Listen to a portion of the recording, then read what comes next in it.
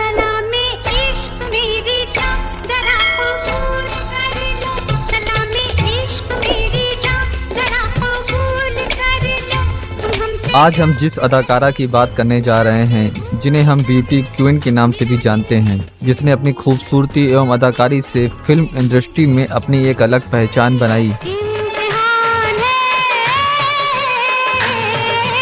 मेरा इम्तिहान है, रेसिया ये सच है पिया सब कहते हैं मैंने। जब वह स्टेज पर थिरकती थी तो लोगों की सांसें थम जाती थीं। ब्यूटी क्वीन रेखा के नाम से जानते हैं, जिन्होंने बॉलीवुड को कई सुपरहिट फिल्में दी हैं। ये बात भी सच है कि रेखा अपनी फिल्मों से ज्यादा अपनी पर्सनल लाइफ की वजह से चर्चा में बनी रही एवं इस एक्ट्रेस ने अपनी लाइफ में कई उतार चढ़ाव देखे हैं, जिस वजह से लोगों को रेखा के बारे में पढ़ना और उनकी जिंदगी के बारे में जानना काफी पसंद करते हैं। आज हम इस वीडियो में आपको रेखा की जिंदगी से जुड़े पहलुओं के साथ एक्ट्रेस के बचपन से लेके फिल्मी कैरियर और उनकी निजी जिंदगी के बारे में बताएंगे। साथ ही आपको ये भी बताएंगे कि क्यों रेखा ने अपने नाम के आगे कभी अपने पिता का नाम नहीं लगाया। नमस्कार दोस्तों, मेरा नाम है गणेश और आप देख रहे हैं विनायक फिल्म प्रोडक्शन। तो चलिए हम जानते हैं रेखा की जिंदगी के अनसुलझे पहलुओं के बारे में शुरू से अंत तक। रेखा का जन्म 10 अक्टूबर 1954 में मद्रास में हुआ था। रेखा का पूरा नाम भानु रेखा है और वह king of romance Gemini Ganesan और एक्ट्रेस पुष्पा वली की बेटी हैं।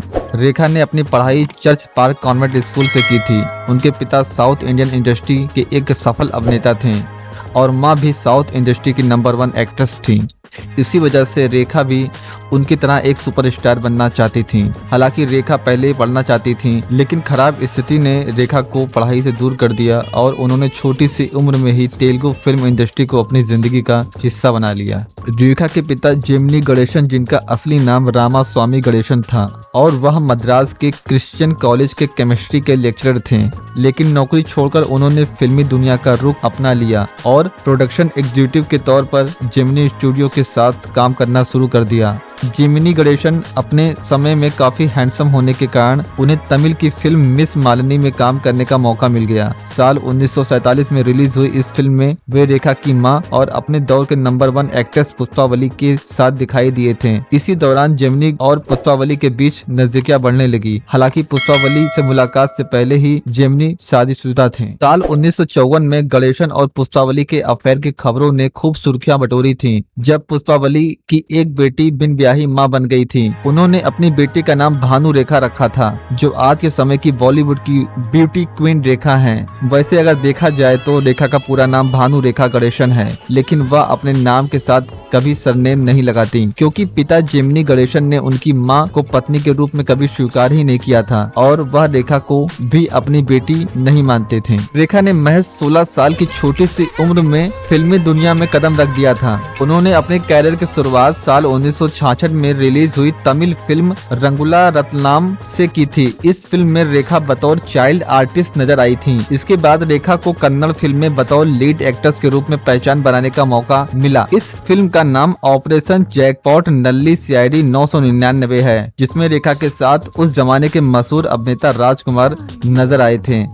इस फिल्म में रेखा के काम को काफी पसंद किया गया था, जिस वजह से रेखा को बॉलीवुड इंडस्ट्री में काफी कम समय में जगह मिल गई थी। रेखा ने बॉलीवुड में 1969 में फिल्म अनजाना सफर से कदम रखा था, जिसमें उनके साथ विश्वजीत हीरो के रूप में नजर आए थे, लेकिन ये फिल्म कंट्रोवर्सी का शिकार होने के कारण रिलीज नहीं हो पाई। इसके बाद रेखा ने वर्ष 1970 में रिलीज हुई फिल्म सावन भादो के जरिए बॉलीवुड में डेब्यू किया। उनकी पहली ही फिल्म बॉक्स ऑफिस पर हिट साबित हुई, जिसके बाद रेखा रातों रात असली पहचान वर्ष 1976 में रिलीज हुई फिल्म दो अनजाने से मिली, जिसमें वह अभिनेता अमिताभ बच्चन के साथ नजर आई। ये आंखें फाड़ फाड़ के क्या देख रही हो? सुन लिया बोलने वाले क्या कह रहे हैं? कह रहे हैं रोज यार रास लीला होती है। हाँ सुन लिया, और ये भी सुन लिया कि आजकल तुम रोज रात को देवदास बनकर घर लौटते हो।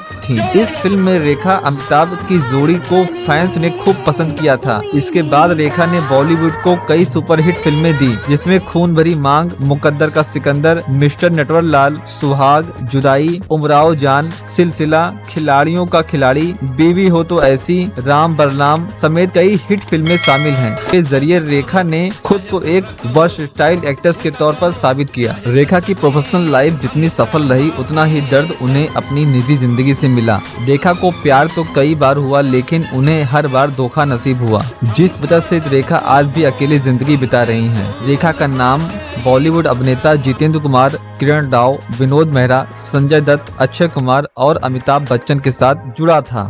रेखा और अमिताभ की पहली मुलाकात फिल्म दो अनजाने के सेट पर हुई थी।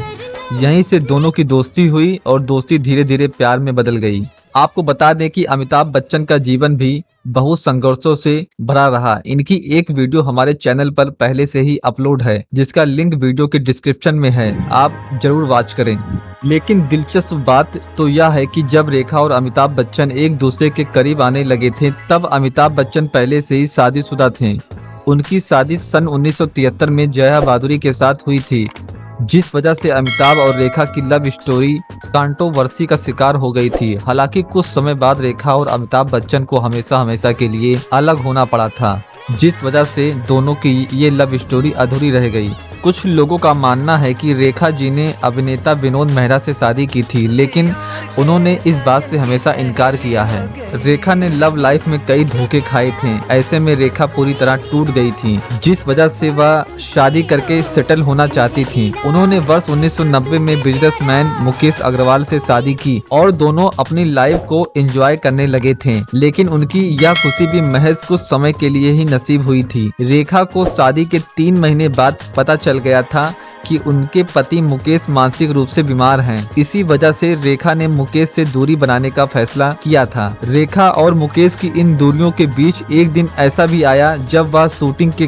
काम से लंदन गई हुई थी, तो उनके पति ने छत के पंखे से लटक कर आत्महत्या कर ली। इस घटना के बाद मुकेश के परिवार ने रेखा पर जान से मारने का आरोप लगाते हुए उन्हें दोषी ठहराया था, जिसकी वजह से उनकी इमेज खराब हुई। हालांकि इस घटना के बाद भी रेखा ने अपनी हिम्मत नहीं हारी और फिर से अपने आप को व्यस्त करते हुए कैरियर पर फोकस किया। इस बात में कोई शक नहीं है कि रेखा आज भी बॉलीवुड की ब्यूटी क्वीन है। बेशक वह फिल्मों में पहले की तरह सक्रिय नहीं है, अब वह चुनिंदा फिल्मों में ही काम कर रही हैं। वर्ष 2015 में आई फिल्म समिताभ आखिरी फिल्म थी। बॉलीवुड में आज भी वह अपने दमदार लुक से कई अभिनेत्रियों को टक्कर देती हैं। इसी वजह से लोग भी रेखा के काम और फिल्मों को पसंद करते हैं। रेखा ने अपने 50 सालों के कैरियर में 180 से ज्यादा फिल्मों में काम किया है, जिसके लिए एक्ट्रेस को कई अवार्ड से नवाजा गया है। जहां तक उनके अवार्ड्स की बात की जाए तो रेखा ने 3 बार फिल्म फेयर अवार्ड, 2 बार बेस्ट एक्ट्रेस अवार्ड और 1 बार बेस्ट सपोर्टिंग एक्ट्रेस अवार्ड को अपने नाम किया है। इसके अलावा रेखा को फिल्म उमराव जान के लिए नेशनल अवार्ड से भी सम्मानित किया गया है और वर्ष 2010 में उन्हें भारत सरकार की ओर से पद्म श्री से भी सम्मानित किया गया है। आपको हमारा यह वीडियो कैसा लगा हमें कमेंट सेक्शन में जरूर बताएं और ऐसे ही दिलचस्प और ज्ञानवर्धक वीडियो को देखने के लिए हमारे चैनल को लाइक सब्सक्राइब अवश्य करें। तो मिलते हैं एक ऐसी ही नई वीडियो के साथ।